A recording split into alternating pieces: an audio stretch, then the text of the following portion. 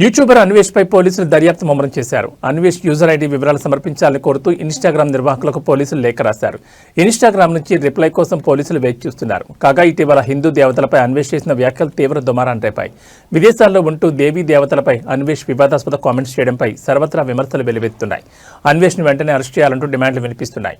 అంతేకాకుండా ఈ వ్యాఖ్యలపై పంజాగుట్ట పోలీస్ స్టేషన్లో అన్వేష్ పై సినీ నటి బీజేపీ నేత కరాటే కళ్యాణి ఫిర్యాదు చేశారు. దీంతో పోలీసులు అతడిపై బీఎన్ఎస్ సెక్షన్లు 352, 79, 299 ఐటీ చట్టంలోని 67 సెక్షన్ కింద కేసు నమోదు చేశారు. అలాగే తెలంగాణ వ్యాప్తంగా కూడా అన్వేష్ పై వరుస ఫిర్యాదులు వస్తున్నాయి. అన్వేష్ ని వెంటనే భారత్కు రప్పించాలని, అరెస్ట్ చేయాలని హిందూ సంఘాలు డిమాండ్ చేస్తున్నాయి. హీరోయిన్ల వస్త్రధారణపై నటుడు శివాజీ చేసిన కామెంట్స్ ని నిరసిస్తూ అన్వేష్ ఓ వీడియో చేశారు. అంతా బాగానే ఉంది, కానీ ఆ వీడియోలోనే హిందువులు దేవతగా కొలిచే సీతమ్మ వారితో పాటు ద్రౌపదిపై అన్వేష్ జగుప్సాకరమైన వ్యాఖ్యలు చేశారు. దీంతో హిందూ సంఘాలతో పాటు నెటిజన్లు కూడా ఆ వీడియోపై తీవ్రస్థాయిలో విమర్శలు గుప్పించారు.